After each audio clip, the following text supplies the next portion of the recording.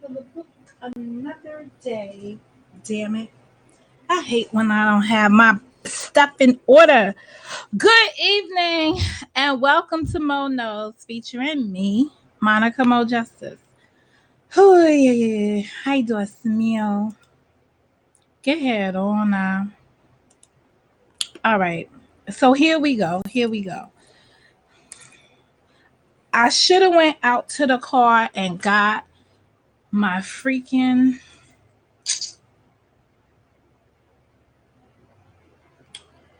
there's a book. There's some pages I want to read y'all out of a book.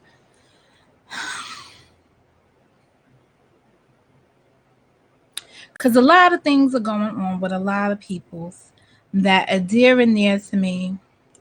And I wanted to bring comfort where I could.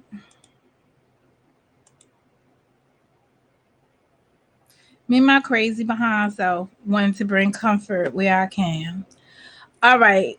It's West Coast Wednesdays. And what does that mean? That means that instead of coming to you at 7 a.m., I come to you at 7 p.m. so that I can engage with the West Coast family with some meaningful dialogue because they won't be half asleep because it's not, 7 a.m. in the morning, which would be 4 a.m. their time.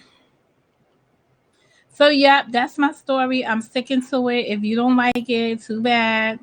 Too bad. So sad. That's my story. And I'm sticking to it. Okay. All right. So, I can't bring you that. Who's this? Rolling with the flow. Oh, who's he? Is he a recommended channel? I don't subscribe to somebody I didn't even know I subscribed to. All right, Mo. Who's sending me text messages?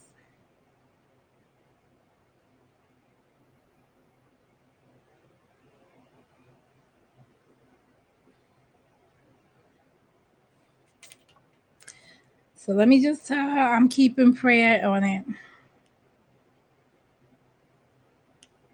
Hold on it.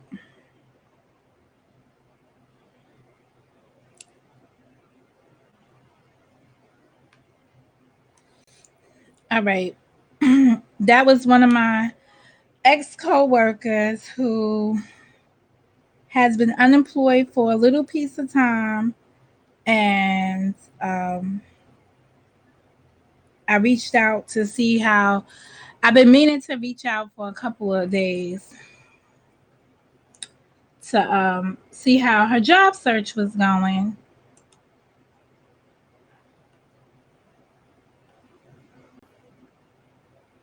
To see how her job search was going, and only to discover it sounds like it's going fine. So that's the okay. So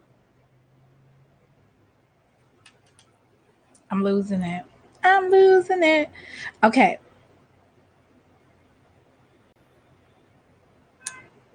So we will do you decide. We can talk about these genealogical sites again. I got some updates on them. Um,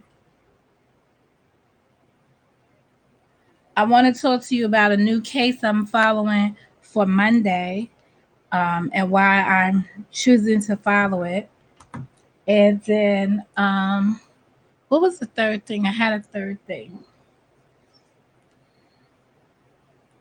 Damn, I might put y'all on hold to go. No, I'm not. The car is around the corner and up the block. I don't feel like walking all the way over there. It's like 2 blocks down. Um, to walk to the car and get the book, but I would be quoting y'all right out of Charlemagne's book. Um, I went back to reading it. I saw, I don't know what I saw. I saw a couple, I did like a couple of Charlemagne's Breakfast Club things. Hey, Southside. I did a couple of his things and I went back to the book. But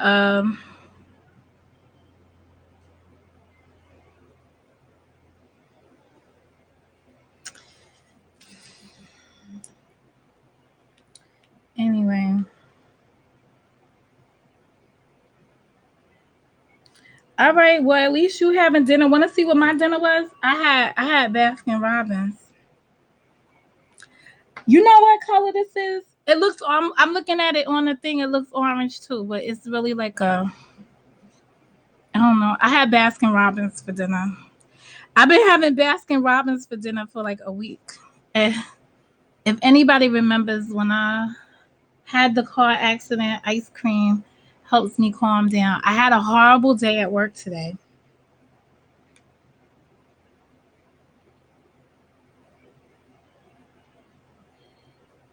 Um, yeah, I had a horrible day at work today.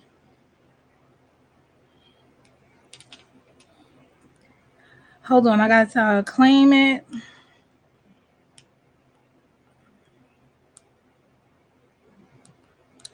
Now I'm gonna tell you, Mr. King of Foe, that your absence from here has made these people go cray cray. I got guys coming in here saying that what's it well I got other moderators. I got other moderators reminding me that they got my back. And that's it. So, but I hope you're doing good.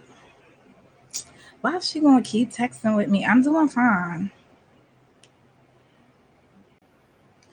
All right. Update. Book club, guys. I know. Hey, honey lie. I know who got the book. I know who's reading it. But are y'all feeling it? So we are reading. We're in the in we're well, I'm done. But most people this month are taking on.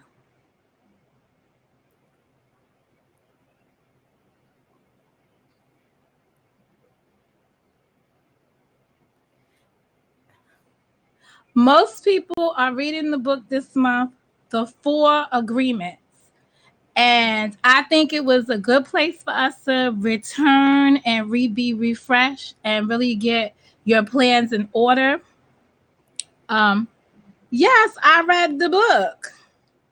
I told you the book had 140 pages in it, and it's a small book. I read the book. I wrote my notes in the book. Now I'm just going to transfer it to my thoughts. And as you're reading the Four Agreements, I want you to think about this. This is definitely going to be one of the questions that we're going to discuss. Which agreement had the most impact on you? Then I have some people that have told me that they already read the book. They read the book years ago or whatever. And they've revealed which agreements they had a challenge with. Like they living by it, but they're living by the four agreements, but they, have a challenge with it. And guess what? And most of the time, people tell me about the challenge. They tell me about the damn agreement I can't ever remember. Like I'll be sitting up here, what's the second agreement? So it's the second agreement that I can never remember that everybody's always having a problem with. So that explains disagreement bullshit. So that's where we are on the four agreements. So we're gonna just sit down and really talk about if you live, if is it a practical way of living? Because the book dubs itself as a practical approach. If you was to live in accordance with the four agreements, and I think I have been living to that extent for a time being that I forgot. So introducing it to you guys just makes it so much more meaningful. Okay, that's one. Number two, how many people heard about the Lorenzen Wright story? Because that's going to be the new trial that we're going to follow. Big things happen in that case. So only person on trial next week is going to be I guess the guy who owned the gun. The gun was in his name. So I don't know what role he played. We'll have to see it. I'm going to come back on Sunday because that'll be the day before and really give you an outline from a legal perspective. Okay. From a legal perspective, from a,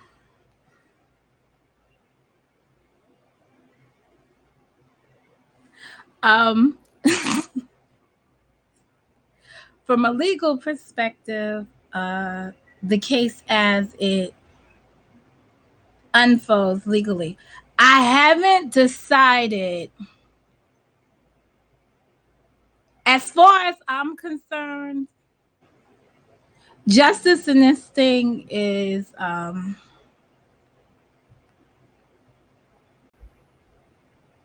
justice wasn't sweet in this case. And that's what makes it interesting when we talk about what does justice means to other people. You have to ask yourself, what does it really what does it really mean? And this is why we have to come to the realization that your idea of justice may not be the same as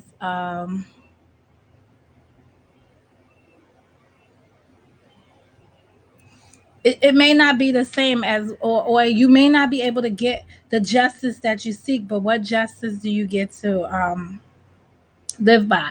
Now this is what I'm going to say. I don't know the temperature for this story in the big world, but what I'm going to bring you is my thoughts on it, not anybody else's thoughts, my thoughts and how I process it from my perspective. Which brings me to an interesting revelation that I had to come to in the past couple of hours.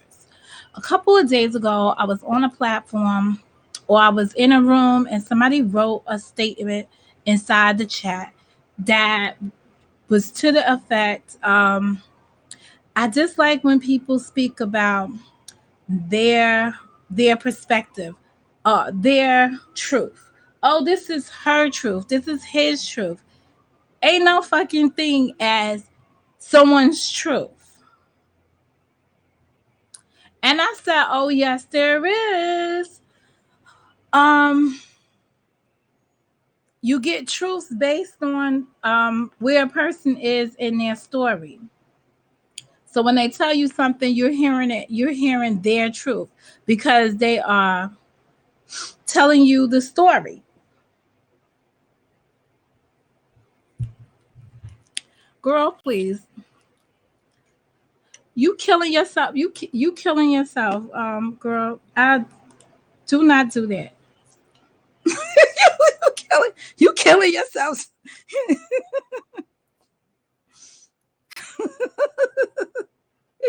you you you killing yourself.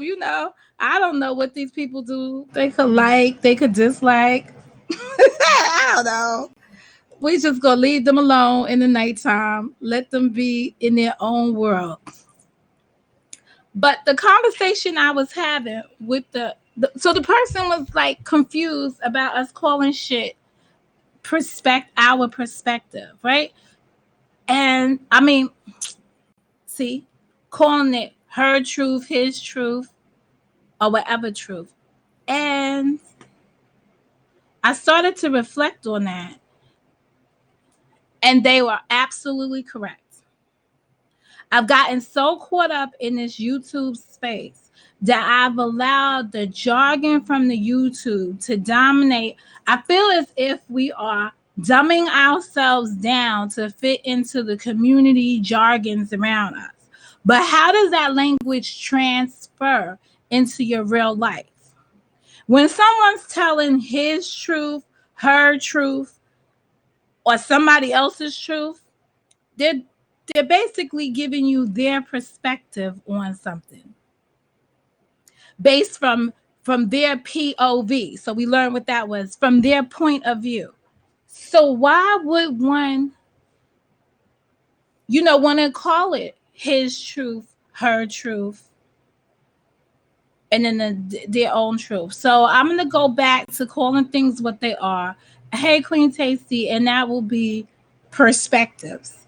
You're getting different perspectives on on a situation.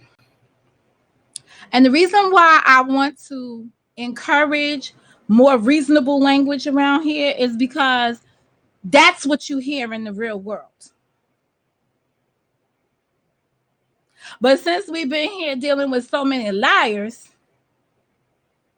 we've been we've been conditioning ourselves to conform to their neediness and their limited use of language. So what we're going to do is we're going to stop participating in that kind of campaign because it gets lost if you really encounter folks that have a little bit more book knowledge. And then when they're embracing you, they're talking to you from a level of talking down on you.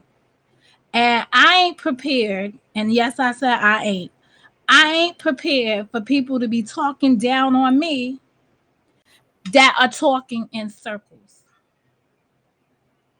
So they get away with talking down on you and beat you around in circles because you're still trying to master the language. Now fuck that. We're gonna educate ourselves right up there so that they could stop. And we're gonna stop letting them run circles around us with nonsense. And that begins by taking control of our language and really being the masters of our thoughts. I got a lot of people around me that can they feel as if they're trapped and they can't articulate their point of view because they've become intimidated by this platform shit. And so I got people reading the book and then they're saying to me, I'm reading the book so I can follow along when your discussion comes out. So I'm like, so how are you going to participate in the discussion? Are you going to be in the chat or are you going to be on the platform? So they're afraid to be on the platform. That I don't understand. But that's okay. That's okay. We're going to get to a point where we're all going to be contributors. And that's it. And we're going to have meaningful dialogue. Some people stumbled and said, I don't trust myself. I'm going to fumble.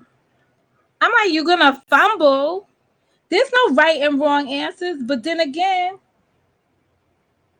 there's perspectives on how you take in the information. That's what we were going to talk about here. What's your thoughts on a particular subject? So we'll see how it unfolds. We'll see how it unfolds. I really want the best, but I'm at the point where I'm becoming pessimistic about some of the stuff anymore. Quite honestly, I'm a little bit discouraged, but it is what it is. What's the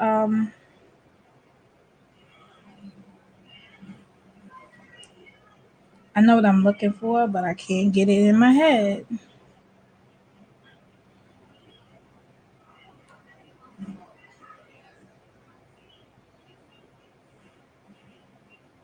I really can't get it in my head.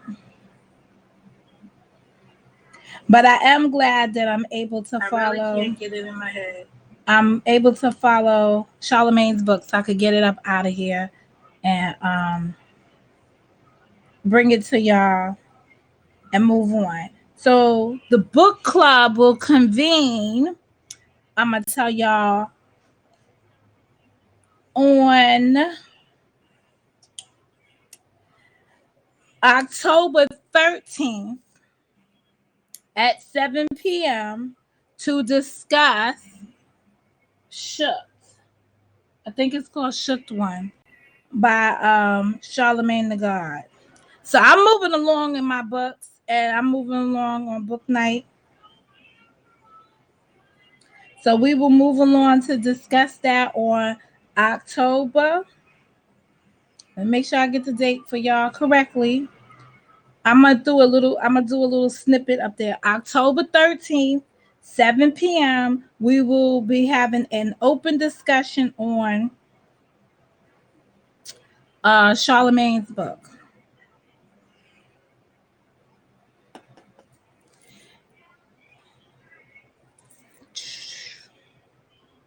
And following that one will be October 27th. We will do Solitary. So that's the lineup of the books. We got September 29th is the Four Agreements. October 13th is Shook One. And October 27th is Solitary. So y'all got plenty of time to pick a book, listen in.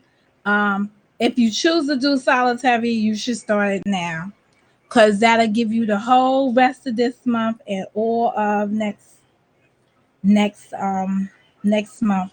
The next book I'm starting is Stand and Standing Our Ground.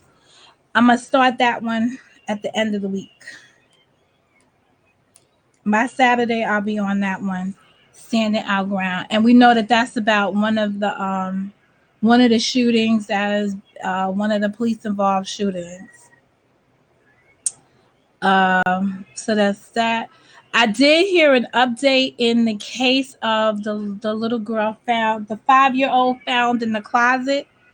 The alleged the arrested boyfriend is saying he had nothing to do with that. He said the mother is a liar. I tend to believe him right about now. I'm feeling him right now because she does sound like she a big liar.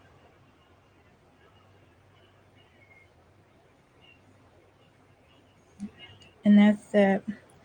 All right, let me see. I'm gonna go to one more thing. Let's talk about these G. Now I'm gonna save that for the morning.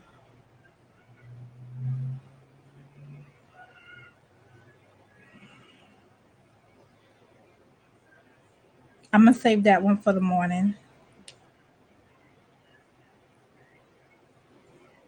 This essence has any of you?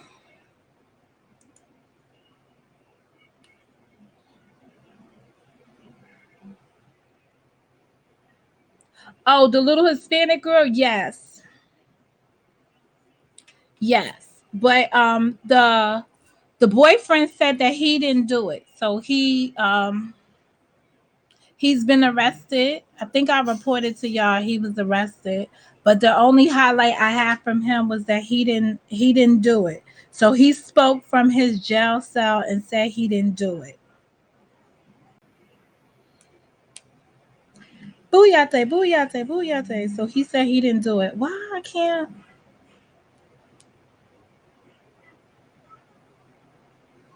9/11. Is it just?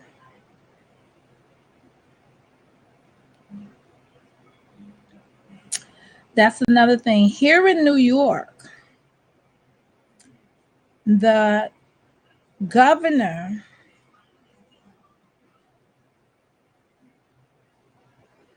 the governor well there are so many similarities with these cases. So that reminds me, let me just make sure I get this out here. I did scoop up the story that I kept mistaking it.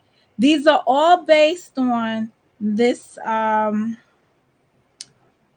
so somewhere in Texas law they have so there's two levels of killing somebody. So here we have the story of a couple that got charged with murder. The baby came into the hospital with, I think it was 90 plus broken bones. I don't know how the fuck you have a 2-month-old with 90 something broken bones in their body. But anyhow, they came into the hospital, brought the child to the hospital, and the child died in the hospital. Succumbed to the injuries while in the hospital, and they charged those parents with murder. It's cut and dry. They had a body from day one. Hello, they had a body from day one that they came in there. They had a human come in. They had a child, the baby come in, and the next thing you know, they had, the child died, and they're able to follow it. In all of these other cases, they don't have a child come in. What they have is a parent contact them, contact the police department, and says, "My child is missing." Or in most cases, they have reported the child as missing, and then the child turns up dead. So the first charge that they can give a person is tampering with a corpse, because they're saying, "Oh wow, uh, it sounds like the child died, and because you contacted us and told us that the child was missing, you did something to tamper with this corpse." So in this case, this person put one or both of them put the child inside of the closet and went and stayed in a hotel for 3 days, and then stayed in the apartment with the dead child in the closet. Then went and stayed in a hotel for 3 days. So the bottom line is they charge him with tampering with a corpse. And I think it's because it's hard for them to determine the cause of death. In Malia Davis' case, right, the corpse was left on the side of the road somewhere. And at some point in time, the corpse was mowed by a lawnmower. So who knows what kind of definitive cause of death they could find. And without having a real cause of death, you can say something traumatic happened, but you don't have enough information um, to go from the corpse. So that's what makes it horrific, to say the least. So yeah, that's those people's dilemma. A part of me doesn't even want to cover these children's deaths like that. But the only reason why I'm covering them is because I just feel like justice needs to be, they say she's blind, but she needs to also be balanced, like the two scales that she's wearing. And if you realize that your laws are not aligned with the time we're in, that's the great thing about a law. A law can be modified to fit the time you're in. And obviously the punishment is not severe enough if we are allowing people to continue to do this. Oh yeah, y'all should hit the like button, because 6 motherfuckers from nowhere came up in here and decided to hit the dislike button. I'm just saying. I never understand the psyche of some folks.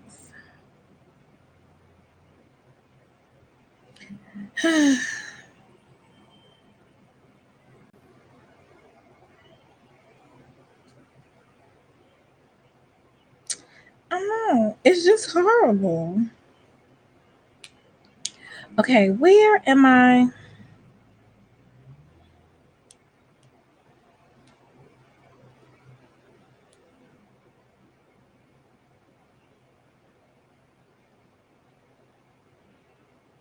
All right, so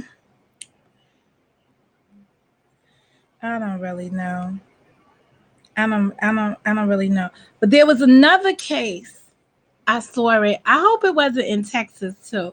But did you see the case of the two kids that got, hey, sheep, stay asleep? Long time no see. Did y'all see the case of the two kids that got burnt in the car? So apparently, so there was there was a family inside the car right before the 4th of July. So this probably had like it happened July 2nd or July 3rd. They so the father, the mother, and a 2-year old and a 1-year old are inside of a car, and they have fireworks inside the car. And the father who's driving gets into a road rage incident with this other dude on the road, right? So the father gives the guy a pass or whatever. Hey, Miss Washington. Um, I said hey to Joy too, right? Gives the father a pass, Diane, and it's like, you know what, like, okay, he lets it go. He lets the dispute go, right? So he takes off and goes about his business. The guy posts up with some kind of big ass gun, shoots into the car, and because the car had fireworks in it, he ignites the fireworks from the spark of the bullet or whatever, and the car catches on fire as they're driving. And then the father pulls over, trying to get the kids out of the car, and they are struggling to get the kids out of the car. Anyway, the kids are burnt all over their body. Now, I'm up here processing this story, all right? Joy, you said you saw it. Why the parents ain't got no fire burns?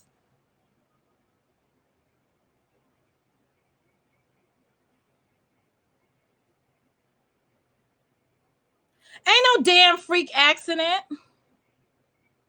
First of all, I don't know if you're supposed to be driving with fireworks, but that's not. And it sounded like he had a shitload of fireworks for it to be a 2-year-old and a 1-year-old as their kids. Like, how much fucking fireworks are you blowing for a 2-year-old and a 1-year-old? You know, like I was listening to the story and I was just like, and then I was looking at the mother and I was looking at the kids, and the kids are burnt. I'm gonna show y'all. Oh, I don't want to show y'all images of I want to show y'all images of kids up here, but I will link inside the description box the story as soon as I come up on it. I mean, the kids are doing 100%. Like they are laughing, giggling, and everything. No, I won't. I was gonna show y'all the story, but I'll just put the link and then y'all can go to the story and hear it for yourselves. But I was sitting there watching the mother, and I was saying to myself, my hands would be on fire. Maybe I missed something about her or them, but I was just like, oh my God, there's no way. And she said, and she's sitting there and she's explaining how she was watching the skin peel off her kids. And I'm saying to myself, I can't imagine how hurt she is, but I don't see no physical anything. And then the father, towards the end of the broadcast, he's talking mad crap. Hey, Dallas Cowboys, he's up there talking mad crap about the guy, talking about he's just a punk or something because he waited till we walked away to shoot the car, and so on and so forth. And I'm saying to myself, this is not the time to be pointing out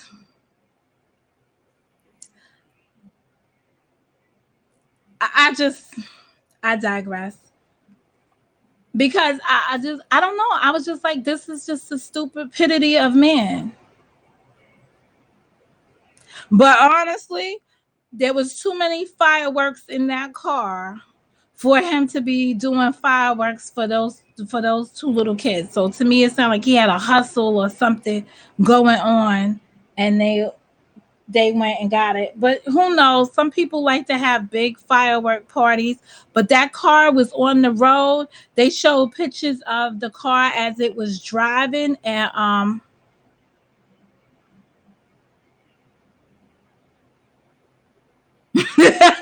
she needs to pick up in the house.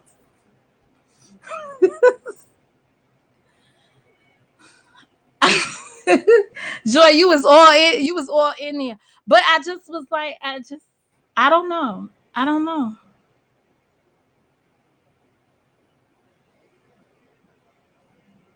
Can you just imagine, like, where were the fireworks in the back seat with the kids? But it was a truck. I don't know.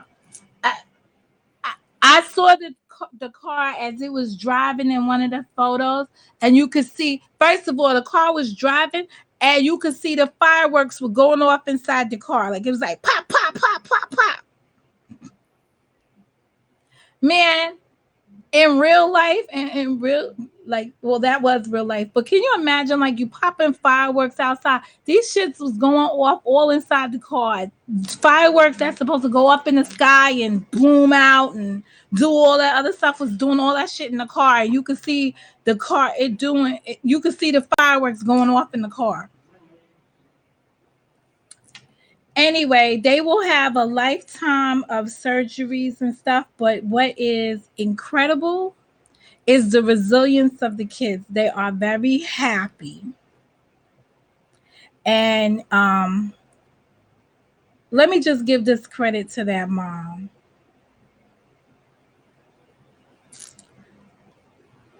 It takes a lot in that kind of in that kind of situation, and to have it. So that happened at the 4th of July, and here we are, Labor Day. So the whole summer passed. So about 60 days later, to have your kids smiling and think she said her son, she said one of her oldest son prayed. Like he guided her in prayer. So I could say this, she's doing a hell of a job as a mother. I just don't understand why her hands are not burnt or anything. That's all I'm saying. And I'm gonna keep feeling that way because I don't even know. I don't even know. It could have been so much worse. So I'm gonna say this: if people want to give to any kind of charities and stuff this Christmas, that would be a family I would look to give to, because their story, they're gonna have a lifetime of grafting, skin grafting, and they lost all their hair, and it's just gonna be a lifetime of damage. But I'll make sure to include that story. Let me see what other story I came up on that I thought was interesting. Oh, I did this other one. This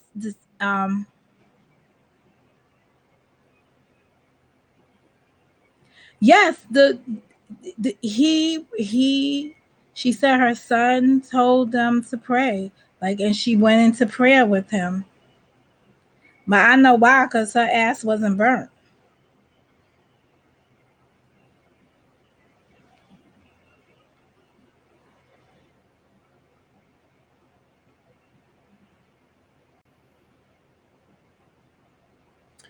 We got another HPD officer indicted for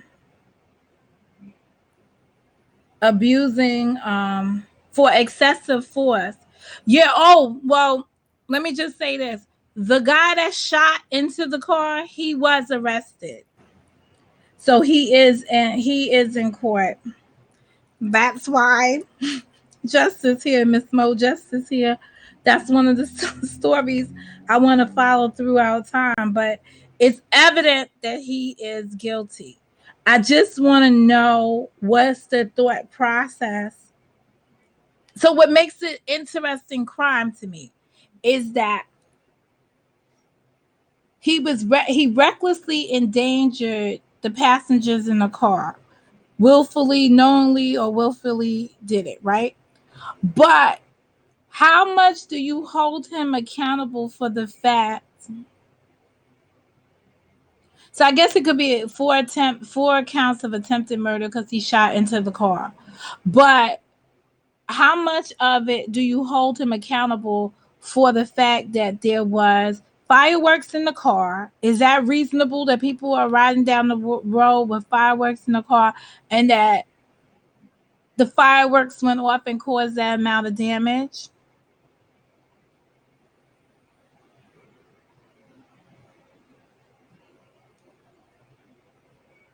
Oh, thank you very much. Yeah. I'm trying to stay off the other stuff. So we have another HPD officer indicted. But this indictment is very interesting. This one comes from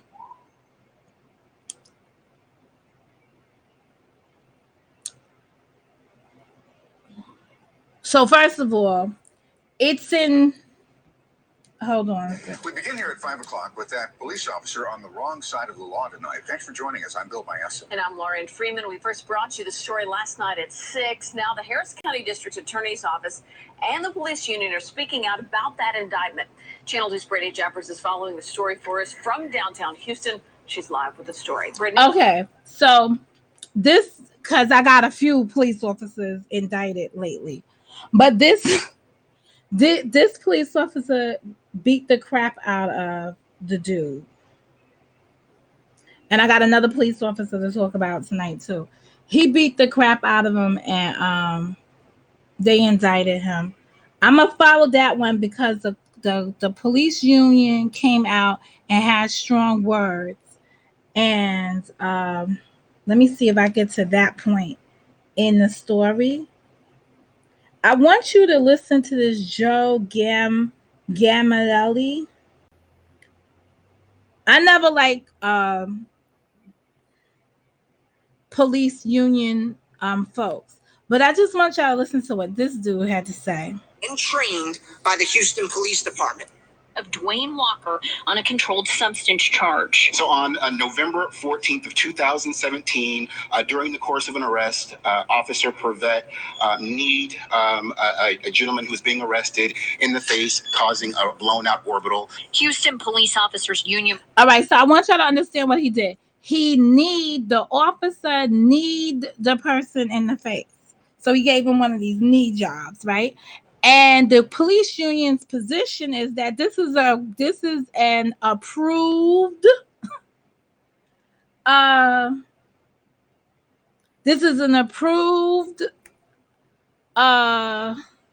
method of handling an arrested person, as you can knee them in the face and cause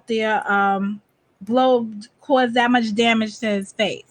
Okay, this is similarly to there once being a chokehold that you could administer in New York when arresting a suspect. So listen to what the police union dude has to say. President Joe Gamaldi claims that Walker was resisting arrest and attempting to flee. The knee strikes that Officer Purvette utilized to gain control of the suspect are approved and trained by the Houston Police Department. Okay, if someone's trying to run away from you, right, and resisting arrest and getting away, right, just think about this. Hey, Tyon, the person is in flight when they're running away, right? How do you then get to grab the person and knee their face? I just want everybody to stop for a moment and think about what kind of contact you must have with someone to knee them in the face. That's not normally somebody that's running away.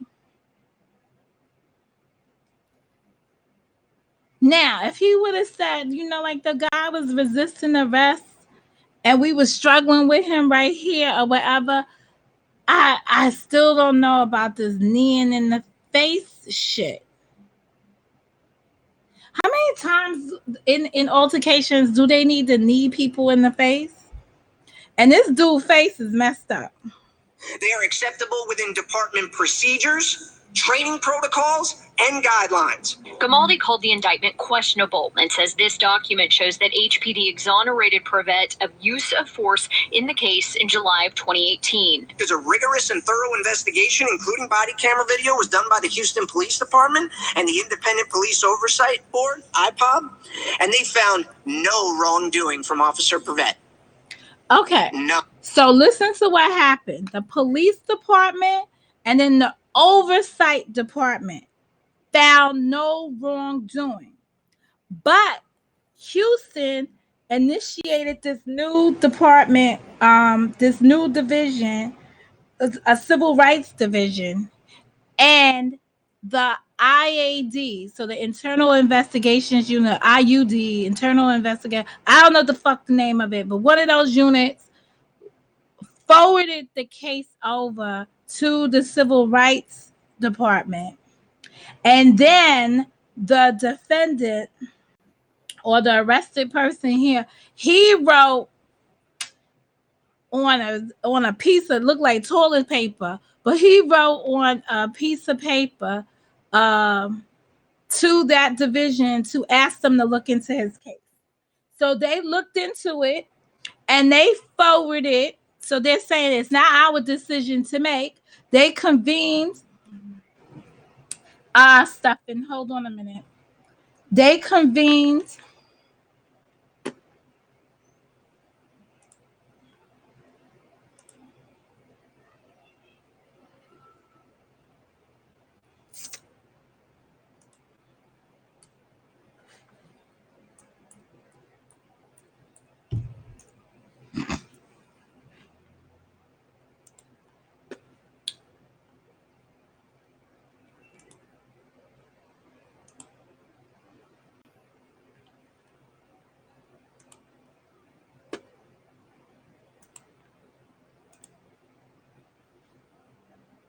all right. So they convened a grand jury to listen to the evidence, and the grand jury indicted the officer. So this guy's position is they shouldn't have indicted him. His position is they shouldn't have indicted him because all the other agencies looked into it. But somebody from internal investigations forwarded this over to that special unit for them to look into it, and they looked into it, and this is where we are at now. So that particular officer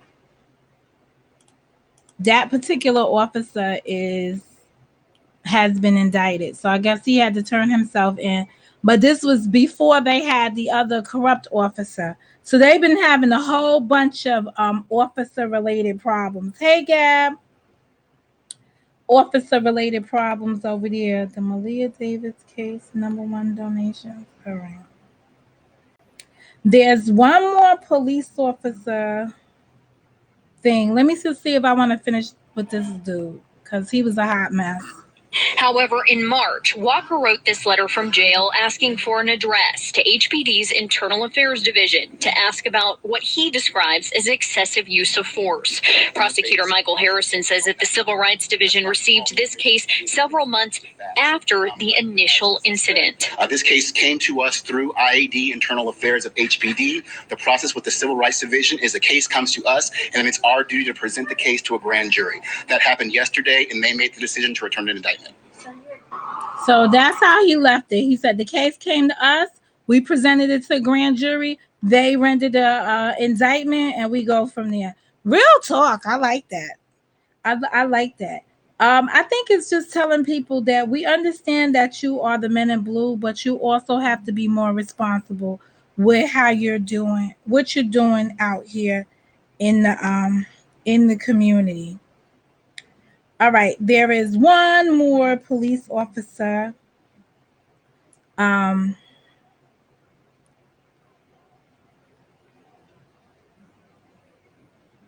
Who sent me this? Somebody sent me this thing about some boy who ate potato chips. he had potato chips and French fries for 10 years, and now he lost like his vision or something. Listen, don't send me crazy stuff like that. If somebody want to live off French fries and potato chips for 10 years, they should become a potato. Where is my boom, boom, boom, boom. Oh, it's called the Rush Family. Rush Block. Oh, no, it's called Family Burned in Apparent Road Rage Shooting. That's what that was, but I'll make sure that I link it. Okay, I'm looking for the other. There's one more police. There's one. So this other police involved. He didn't shoot nobody. What happened is that the police officer arrested a black man.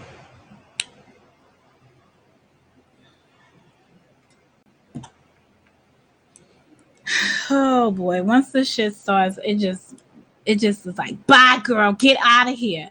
So the police officer arrested a black man, but before he arrested him, he engaged in a whole bunch of arguments with the man. There was no de-escalating. All he did was escalate. And he's on a team, and I believe this is in Chicago. This is the Chicago police officer.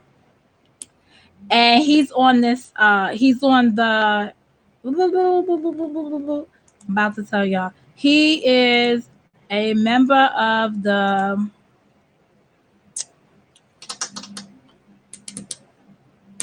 narcotics unit. And he insults the man. He does everything on the street that you're not supposed to do as a police officer. And he ultimately arrested the man. The man had a videotape, but in the video, the officer says, like, I kill people. And it turns out that he had been involved previously in a police officer involved shooting, and where a black youth died. And now he's actually in the community, antagonizing the community about him getting away with doing that while on the street. And it was so flagrant, like you could just see this guy doing it. So I will link that one. But here's the thing, and here's the importance. Thank you. Here's the thing, and here's the importance, because a lot of people don't understand, what can you do to change this? So the mayor, which is a woman, and that's why I think this is Chicago, this story. She is up for re-election.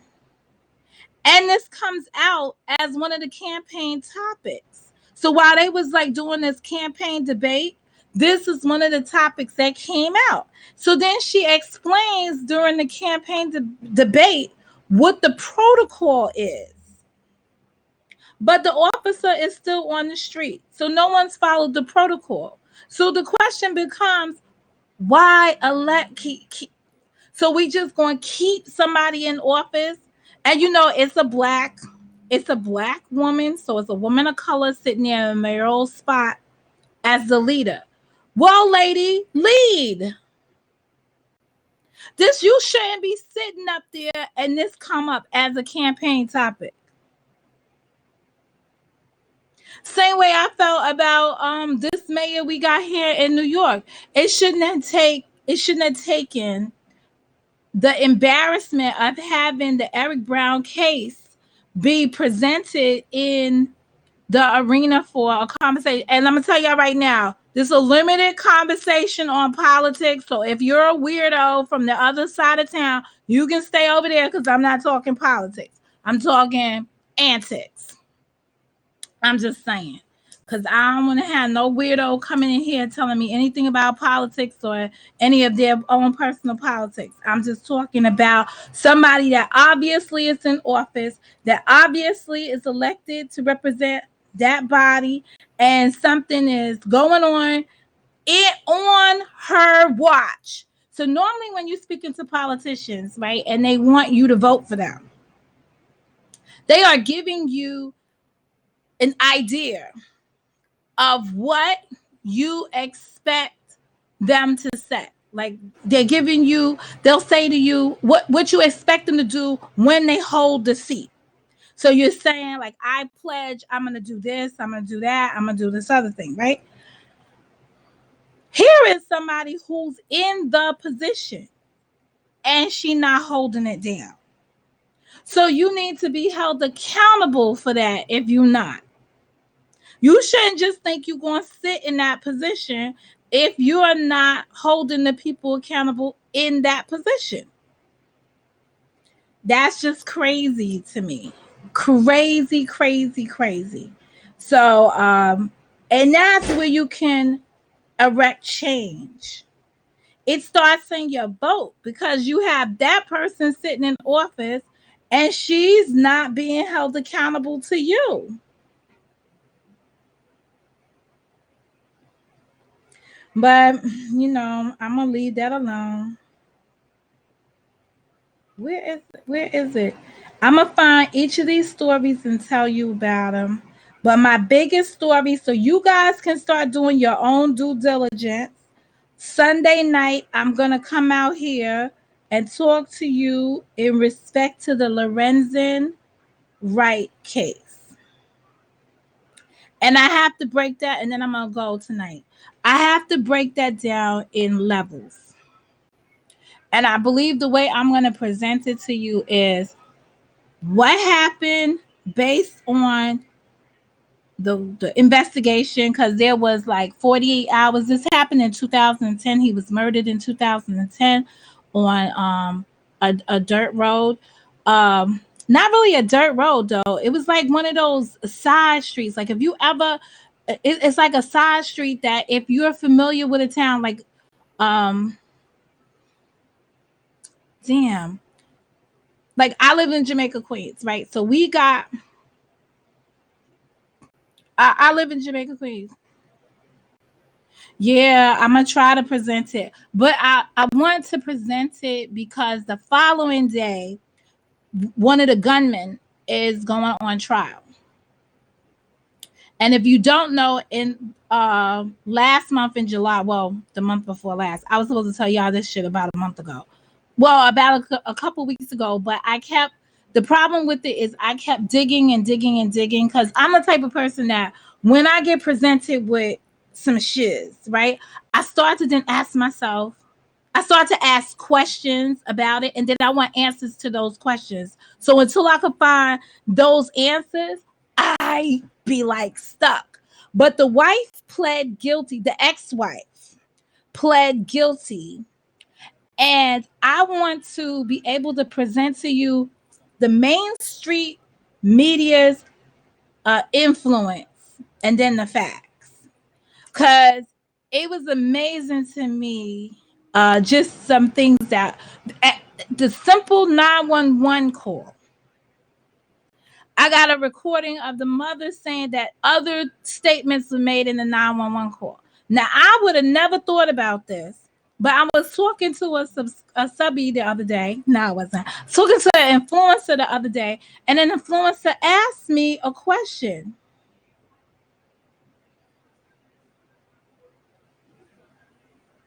I didn't say what happened to who. He was murdered on the side of the road. I'm not a lawyer, but I'm gonna tell you right now, I love 48. I love these 40. I love these crime shows. I love them. I'd be like, dun dun, dun dun.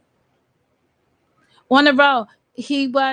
I said we all have like this little road that you just travel. That's just known to y'all, like a side, like this is the street you go down. No, he wasn't dumped. He was shot in that spot. He was shot and killed in that spot. But see, when the mother does the interview, she did an interview. So I think it was 6 years ago. Okay, so this is going backwards. So that would have been this murder took place 9 years ago, right? So 2010, July 2010. Or June 2010. One of the J's, 2010, got hit by the car. But anywho, the the mother goes on a talk show, one of these YouTube talk shows, or somebody that's up and coming talk show, and she explains what they told her or what she's known. So all along, when the mother thought it was the ex-wife, she was 100%, and she kept saying, "Follow the money, follow the money, follow the money," and that was it.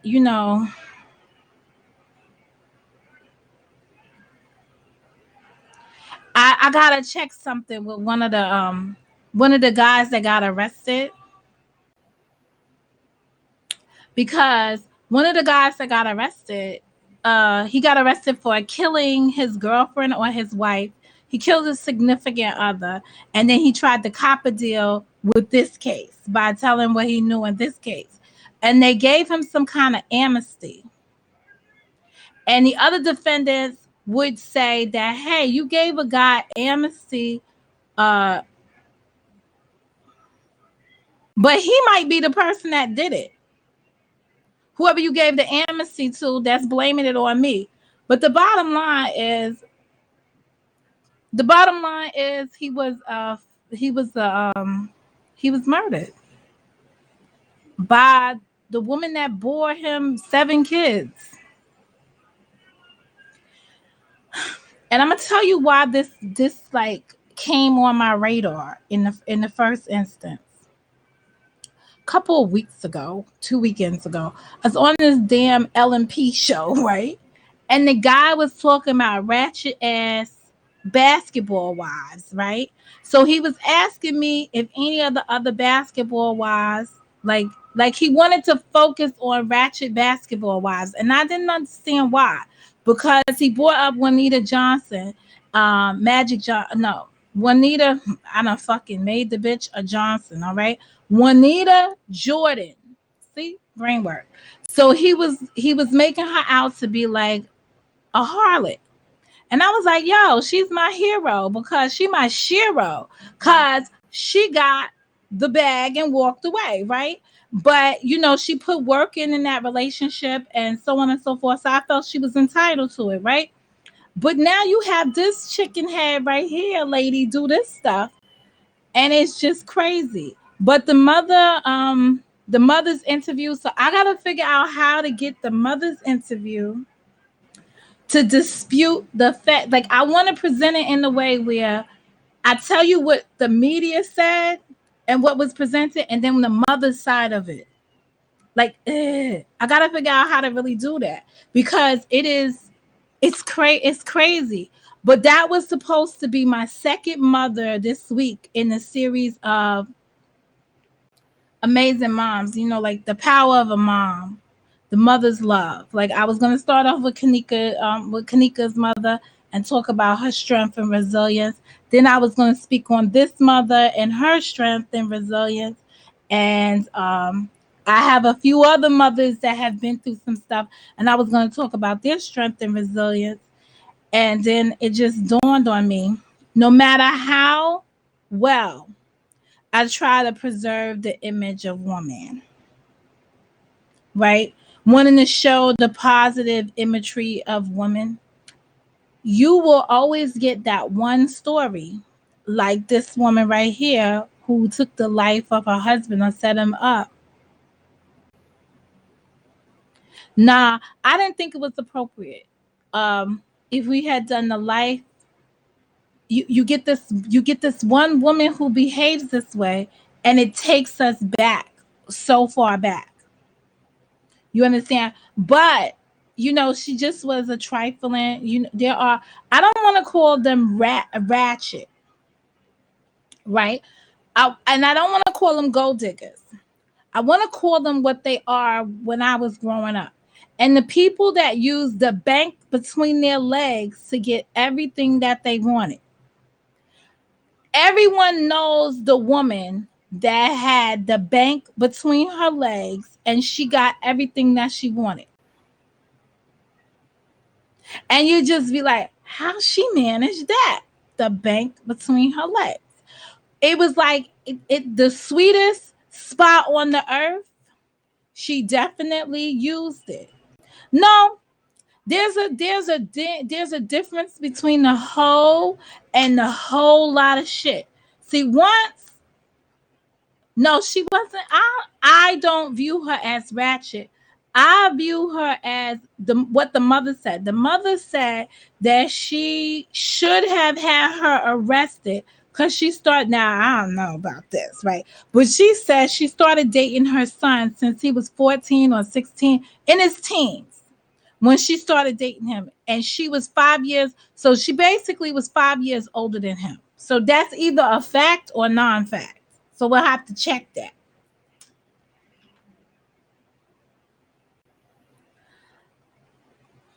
And she said she described her as being his second mother. So, but how does that woman coddle you like that? With her bank between her legs.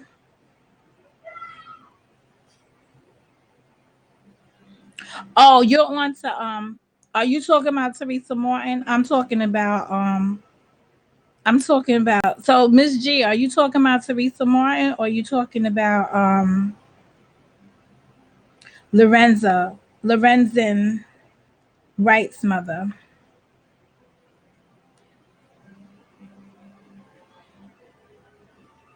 But I will tell you this about him. The kids that she raised, the kids that she raised, they look well. They look well. You know, he's got some that are pursuing basketball. They look happy. They look thing. So he was born in 1975.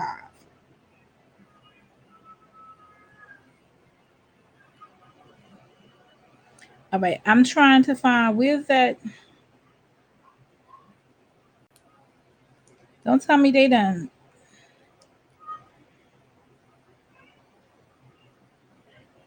Oh, they did. All right, spouse. Now, see, they don't have here what year they were married, but they got divorced in 2000 in 2010. He put out that life insurance policy as part of their divorce, and then he was dead 5 or 6 months later. Oh, I'm looking. So he was born 1975. So let's see what year she was born.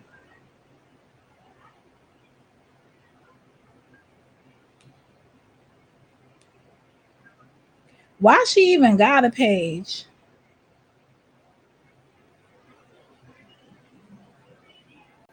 Yo, she wrote a book, Mr. Tell Me Anything.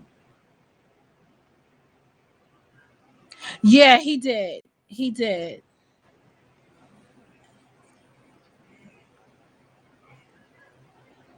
Yeah, we figured that out too. But the little road, according to the mother, the little road that they was walking on, that's a road they frequent when they were having the argument. So if him and his wife had a disagreement in the house, they took it outside and went outside and told not to be in the presence of the children. So that was a road they frequent on. So that is somewhere that's between the two places. It's a right. It's I can't think of what the fuck we call it because we had a street like that. What do we call a street that had the curve, the windy road? Remember when you go into with Grandpa and he take you to Snake Road? It's a snake road. I just thought about it. It's a snake road effect, and that's where he was at. So most cars travel there, but you know it's not a highly utilized road, but it's a road that was off of that. It's a what? No, mommy's computer. How do you know? How do you hear it? I have really good hearing. Oh, I didn't hear it. Did you use the printer today? No. Why is it on? No, because the printer's on. I thought you used it. Memphis, Tennessee. You have to take the card. Go inside there. Go across the street. Most of the homes are modern homes that sit on acres. You can get through the whole little town in 10 minutes. Oh, thank you. That's good. That's good. That's good intel. That's good intel. It was just it's just a sad story. It's an extremely sad story. And honestly, I want you guys to look it up for yourself so we can have an open discussion on it. I want to discuss it from the perspective of these plea deals. Not really plea deals, but this amnesty. Because when I'm looking at justice again, I'm looking at justice from the point of view, should they give amnesty to one person and then find out that the person committed such a heinous act that you probably would regret giving them the amnesty just to solve the crime? Like, is it better to have had the crime solved and give this person a free pass? Well, this person actually is serving time for killing somebody else. Like and then he wants to give you this. And just so that you know, it came out in the court documents that the person that ratted the person that they gave amnesty to, I go to 48 hours and go to true crimes, because I don't watch a lot of people and I like I like their coverage. Well, I haven't seen 2020, so I'll go back and look at 2020. But from the 48 hours and the true crimes, I like their coverage of it. I like the way it was laid out. It wasn't overly dramatic, and it didn't have all that pause shit like dun dun and make you be waiting and stuff. Like the guy that had fucking Nightline, I'd be half the night wanting to punch him out. Like, because I'm like, could you get to the point already? Stop asking me stupid questions. So, what happened to, but we don't know what happened to Elizabeth. But, this is weird. I don't want to hear this shit. I want to hear what happened.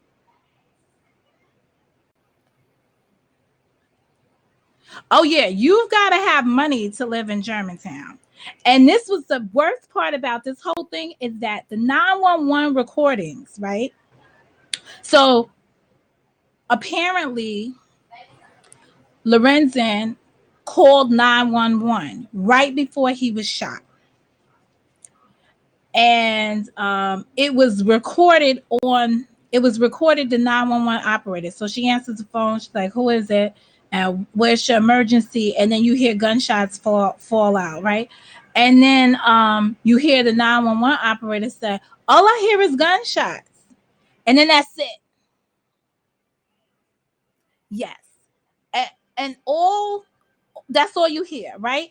And then they filed it away because when they looked at it, they said, all right, no, sweetie, I don't. They said, okay, this didn't come from inside Germantown. So they didn't follow up on it until 9 days later. So now the subsequent reports that I listened to, they tell how it connected. So they say that that they found Lorenzen's got a telephone readout from his telephone calls. This was not presented in all the other stuff that I heard, but I got from somewhere. I think it was the court records when they did the court case. So they got his readout of his phone calls, and the last call was the 911 call. And it said in Germantown. So then they contacted Germantown, and then Germantown admitted that, yeah, they did get a call around that time, but it was outside of their jurisdiction, so they didn't investigate. How the fuck do you hear gunshots and you don't investigate? But anyway, they didn't. So now, guys, because I had other influencers looking at the case, come to find out that the money that the father did get 200, the family settled with the city on the on that.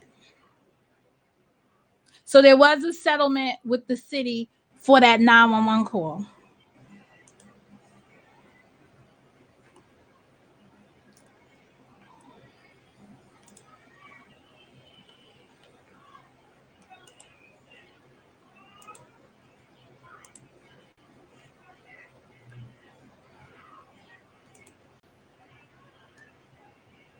So the city did settle. I don't know if y'all heard me say that, but they did. The family did sue the city, and they did settle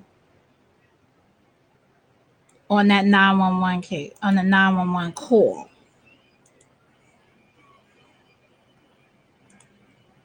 So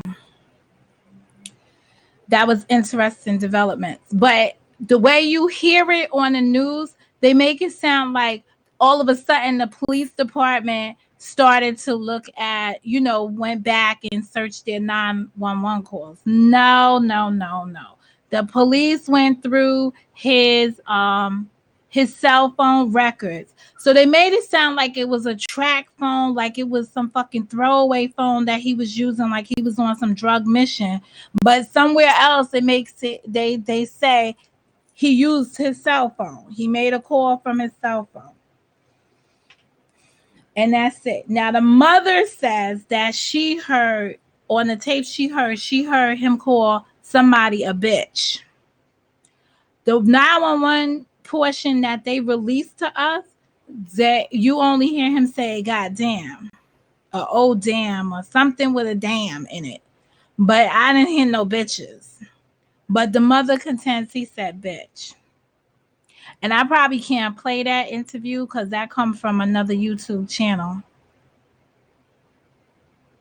I don't blame Memphis police. How you gonna that made no sense. That they traced it and that it wasn't in their jurisdiction, so they left it alone. That just made no sense whatsoever. So Memphis was right to do that. But Memphis was feeling a certain kind of way because he came from Memphis. And I think that he had so much political pull in Memphis that it was personal. I just don't understand. So they had one police chief, and when he retired and a new police chief came in, and was looking at this from a different set of eyes. But what's interesting is the cousin, when he committed the murder of whomever he murdered, he decided to rat this shit out. But that's why I wanted to talk about justice from this perspective of, should you be allowed, like, what should be the limits on this stuff? Like, amnesty. I mean, at the end of the day, the dude is probably going to be in jail forever for the one they got him on. Cause I don't know what they gave him. Have their own police department that looks racist with all those statues. I don't know. I never been over there. But I know Honey Lot is familiar with Germantown. Very much so. Because we were talking about that. So that's how I found out that it's really rich. Before I found out it's really rich, by looking at the houses and stuff over there.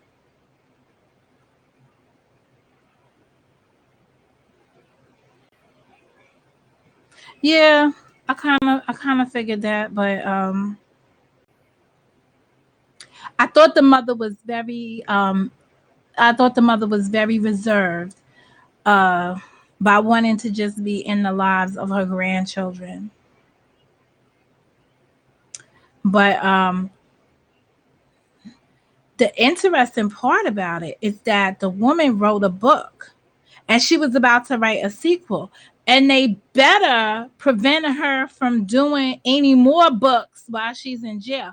Now, I had the curiosity of a lamb. I was going to buy it, but it's on an Amazon. And I have this thing about buying Amazon books. So I was just like, buying books that are self-published through Amazon, because I just feel like people just be feeding you all their bullshit.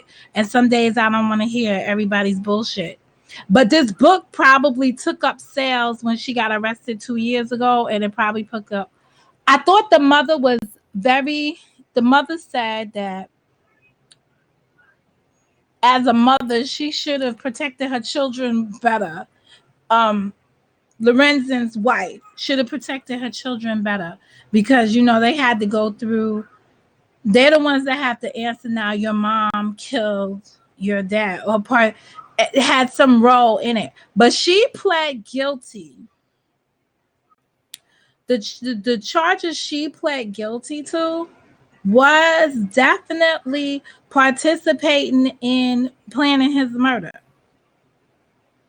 And it wasn't just one time. They said that she opened the window, left the window open in his Atlanta home so that these men could enter to kill him. When the men entered the house, they discovered another man sleeping on the couch and left, because it wasn't the subject that they was there to get. And she lured him into town for a bogus recital earlier to be at his daughter's recital, which didn't happen. And he was supposed to also be in town that weekend for his sister's baby shower. Yeah, that's all it was.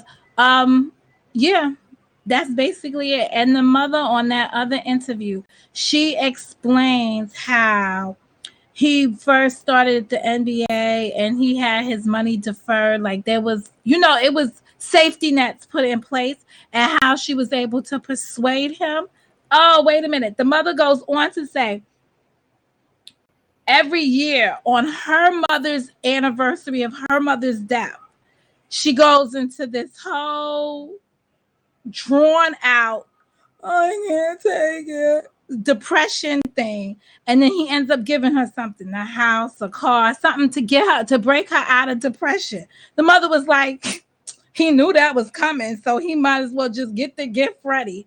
I love his mother. She was very real with it, but she definitely had a mother's love, because she didn't give up. You couldn't tell her nothing about that. There wasn't something in those first 9 days, that there wasn't something horrible that happened when she alerted the police that he was missing. She already knew something horrible had happened to her son, because she was calling him and he didn't answer.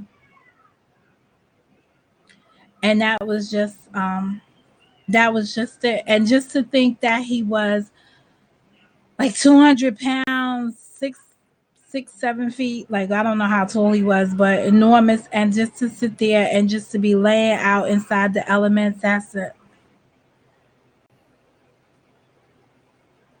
I think I already did, but no, I want y'all to hear. Well, that's about it. I don't know what else to say other than prepping to see what's going to happen in a court case on Monday when they bring the other defendant. The other defendant is, so this is the guy that was now part of, I guess he had an affair with her, but he also was the deacon at the church that they were members to. So it's not a mother's determination, right? It's that mother's love. Like when you are connected with your child, right? You know when something's wrong or when something's odd. Like when you are an engaged mother, right? Because I don't know about the mother bitches, right? I can't even begin to talk about them. But I can talk about an engaged mother. When you're an engaged mother, you feel the void, you feel the emptiness, you feel the hurt when something is not right with your child. If it's how they speak to you, if it's their mood, you understand, you feel their pain. Here she was woke up, called her son. He didn't show up for his sister's baby shower, but he flew into town to attend it. Then nobody seen him. And then she called the baby, I'm gonna call baby mama, the ex-wife, and she first told her she ain't seen him.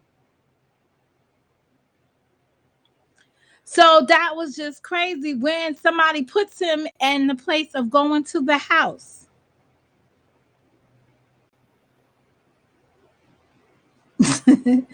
Which Steve Harvey's wife? Because the last time I checked, that's why I didn't follow the Steve Harvey story. Because they said that Steve Harvey's wife was like crate cuckoo. Oh, I know what I was looking at. I wanted to see this lady's date of birth because I wanted to see if there was a 5-year difference. You know, I always be looking for inconsistencies in stories.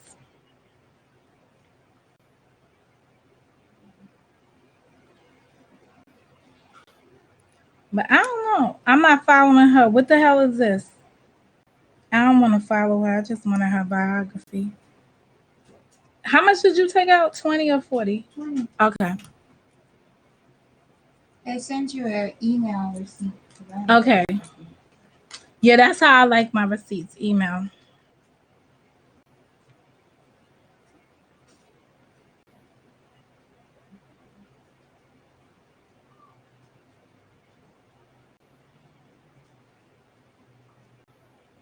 I'm trying to find her age.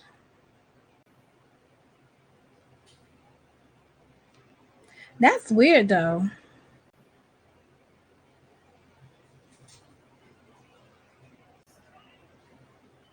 And she named her book Mr. Tell Me Anything. When she misses out, she's misses out of sight.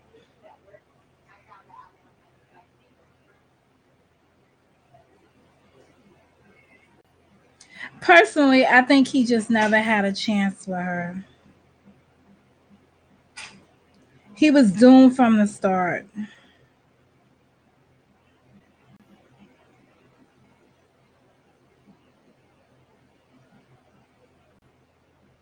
I don't know what's going on with him and that wife, but the crazy lady that's here on the YouTube, and yeah, I called her crazy, that be talking about that story, it just be driving me insane. I can't. I stopped listening to it a long time ago. The one that was supposed to be a paralegal and was representing her and going to court and everything. Yeah, I can't.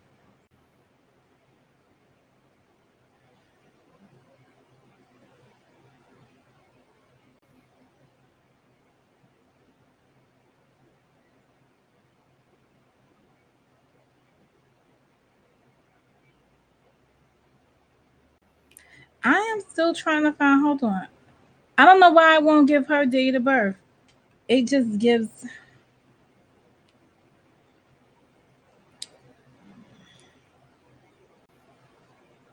I'm just actually just looking for the year. I just want to see.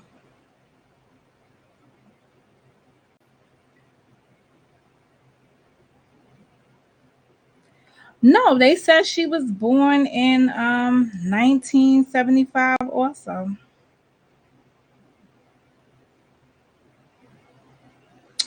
So now that's going to make me question the mother because the mother said that she was in college when she met her son and he was in high school.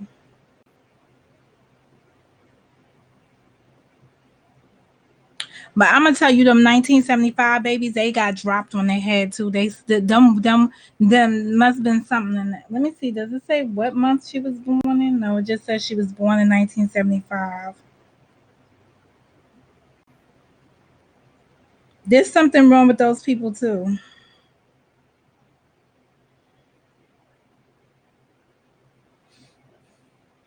Oh, they're gonna have a net worth of her.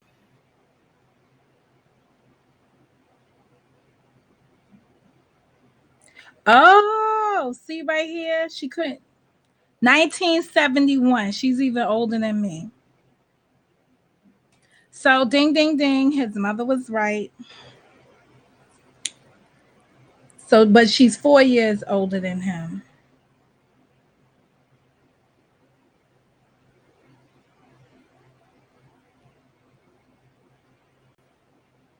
They actually list this woman as an author. Religion Christian.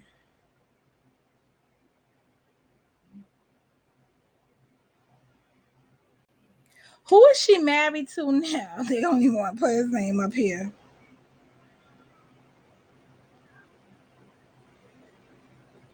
Her net worth, they will add that soon.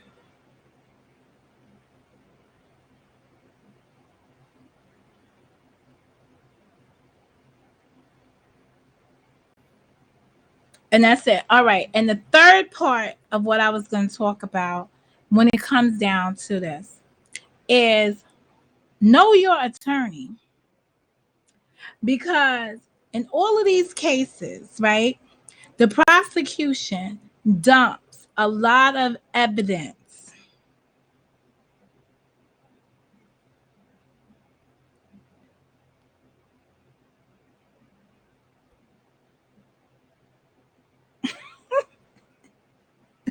Wait a minute. Joy is like, yeah, I was an afterbirth. Well, 1970 was a difficult. The 70s was a difficult period of time. We understand.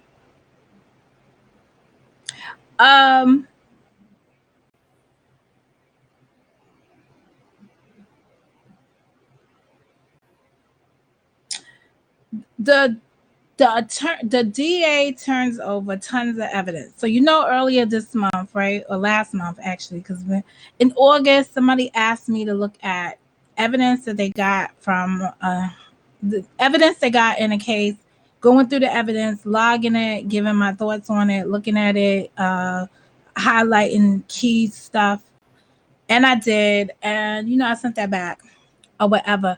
But there was tons of evidence. And I take copious notes. So I wrote down, like the most insignificant thing, describing or giving narratives, but they don't call it narratives. It's a summary of it's a summary of each of the documents. So I either number them or from the DA's number, from the prosecution's numbers, and give a brief summary of what each of those documents was. And then I gave a summary after the fact of what I saw. But they give you everything. They give you everything that they have. They're responsible for turning it over. And most of the time, these attorneys that you get that don't have a big firm can't process all of your discovery or the discovery they receive from the prosecution before they go to trial. And that is unfortunate, because when you have these high profile cases like this, right, you don't want anything missed. And what I heard from the different attorneys, defense attorneys, is they basically want the prosecution to tell them where something significant is in the discovery they received, instead of going through the discovery for themselves. So here's the difference. If you have a buttload of information that comes through and your attorney goes through it meticulously, you're probably able to write briefs and formulate arguments against submitting that as evidence. Sometimes they give you stuff that debunks, in your words, so that you understand, debunks other evidence that's in there. So you have to look at everything and get it in your, you've got to evaluate, you got to take on that case, evaluate it. And so personally, women attorneys probably do a better job at that. They probably digest what they get from the prosecutors.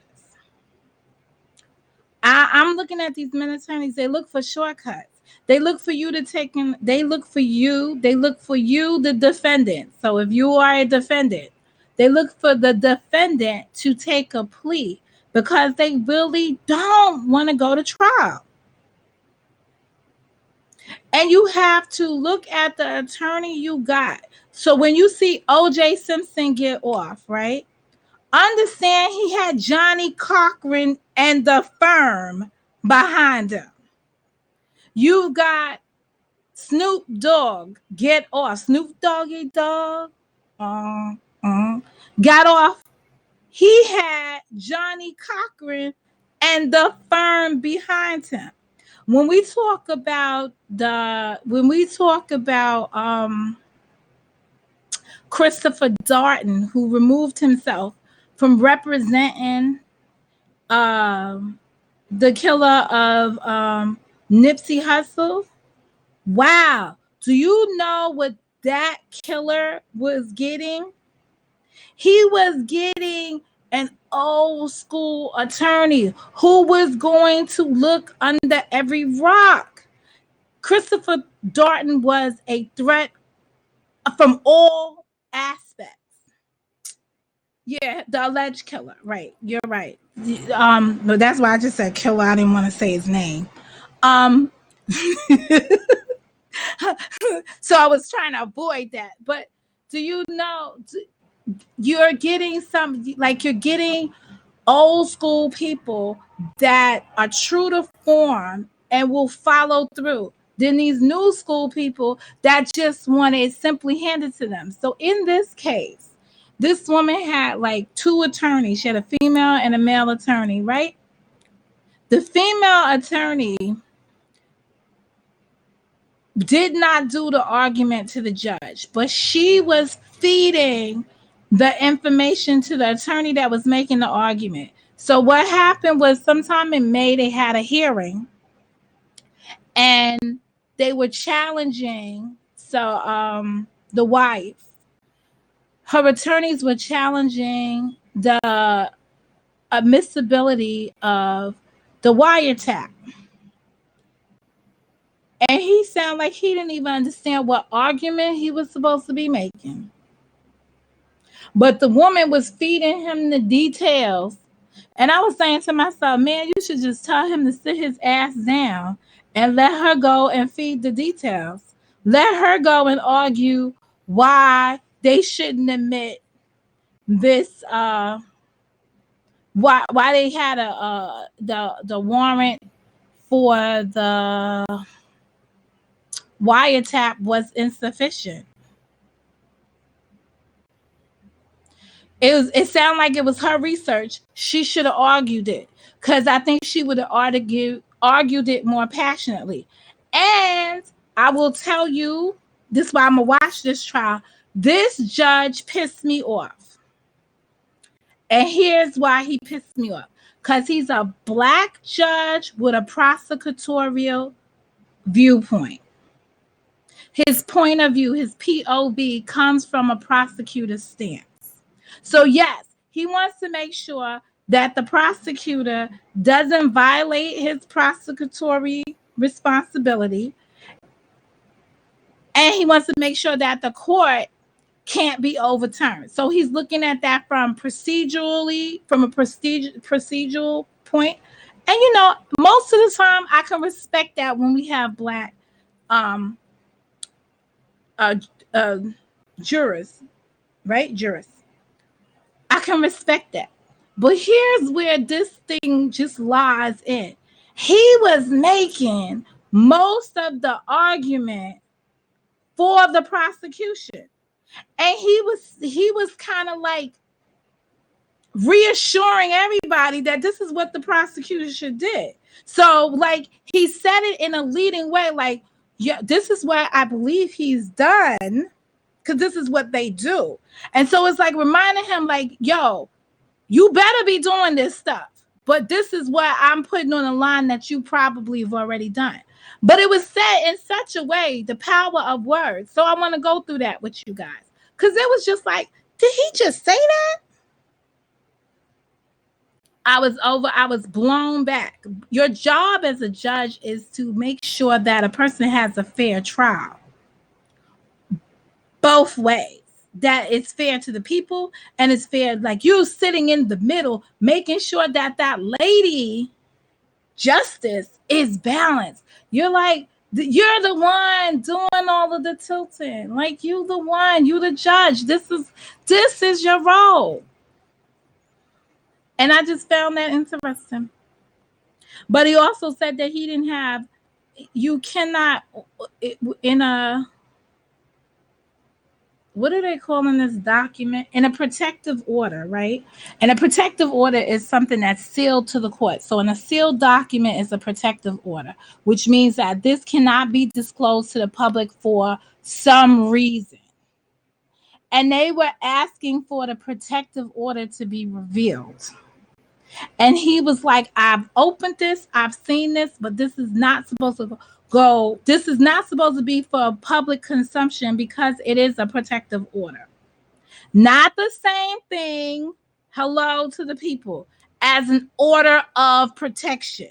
No, a protective order protects some kind of document from being released. It protects the document. It's an order that protects the document, but it's not an order of protection that protects a person from being in the same vicinity as another person. A protected document is called a protective order. I've been here on the YouTube streets and I heard people mischaracterize that all the way down. I was just like, man, listen. It's an order protecting a document from being disclosed in the public. So sometimes if you're in, I'm in business, and I said this before, we get protective orders all the time because it may, whatever the person is seeking may compromise it's like a copyright, or it's giving away trade secrets of the business. It could be giving somebody insight into how we operate our business. So with that being said, they don't they ask for a protective order to make sure that they prevent the person from finding out like our formulas or whatever we use. When I worked at Horizon Blue Cross and Blue Shield, our protective order would have been to protect how we issue the benefits. Like, what are we doing? Like what are we paying out? What kind of deals we're offering? What's our formulary for making the programs that we make?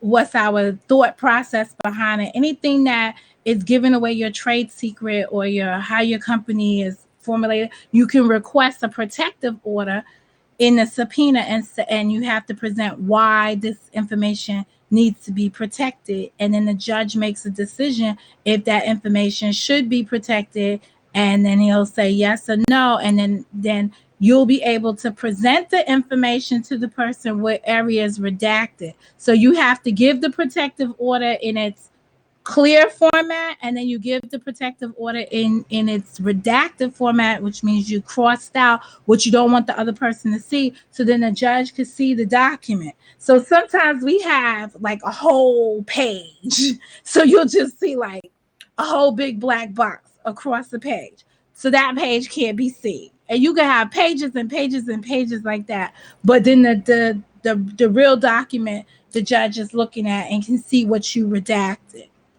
So you got to give them 2 copies, and then they make it protective, and that's it. But that's very common in business because you want to protect your stuff.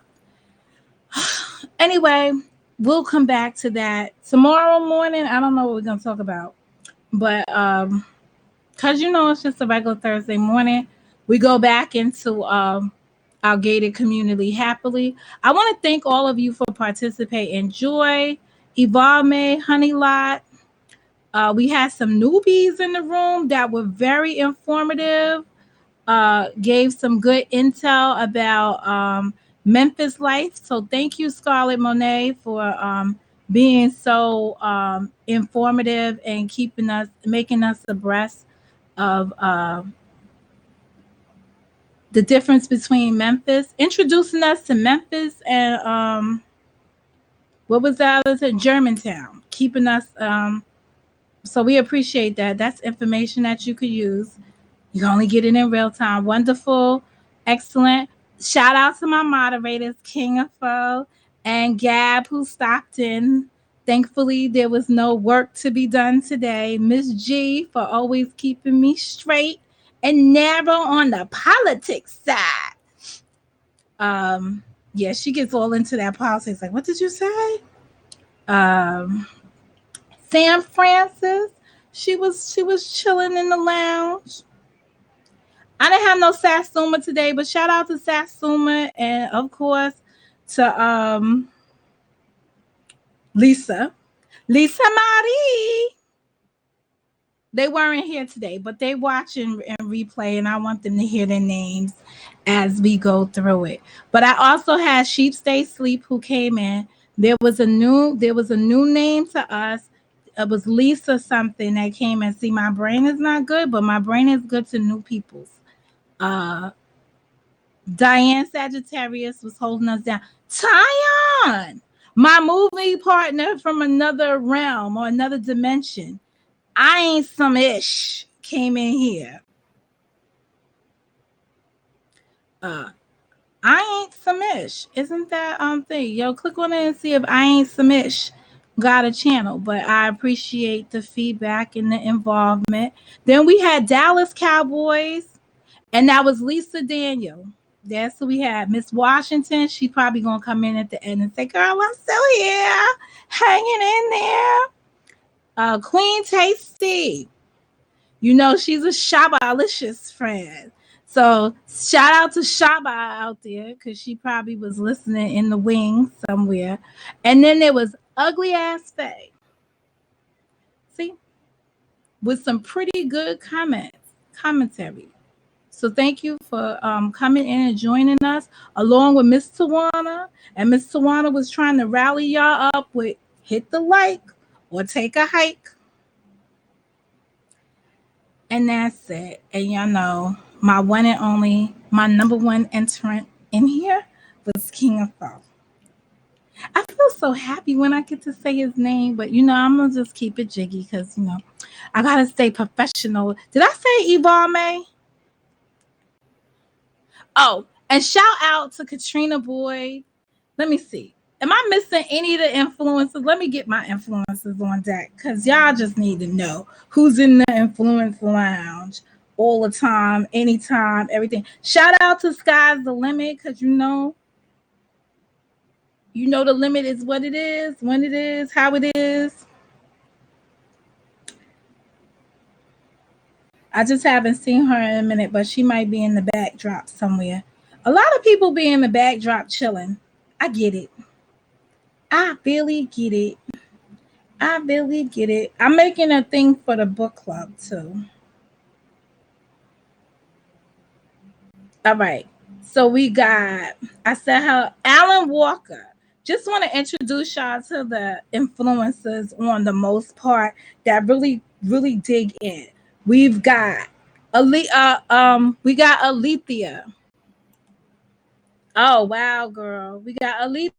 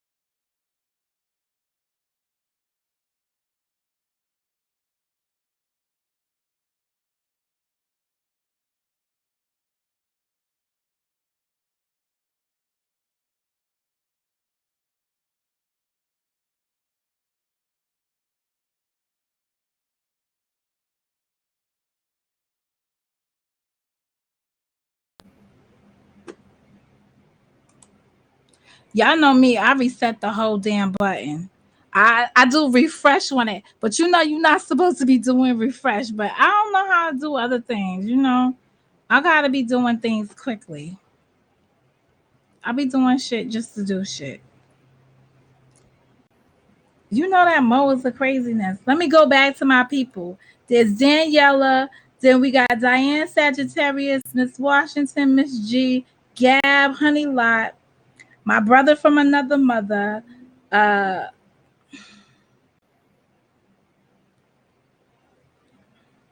my kiddo, Katrina Boy, no other than King of Folk.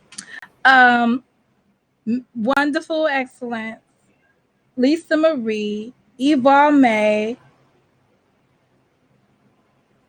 Broken Hearted, Ms. Tawana, Queen Tasty, The Really Vaughn, Sam Francis, Satsuma, Sky's the Limit, Tyon, Underrated Darkness, and Boogie.